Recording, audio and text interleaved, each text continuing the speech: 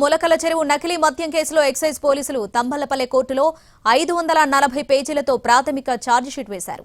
జోగి రమేష్, జనార్దన్ రావుల సంబంధాలను ఛార్జిషీట్లో ప్రస్తావించారు. 33 మంది నిందితుల వివరాలు పొందుపరిచారు. అలాగే జోగి రమేష్, జోగి రాము, అద్దేపల్లి సోదరుల కస్టడీ కోసం పిటిషన్ దాఖలు చేశారు.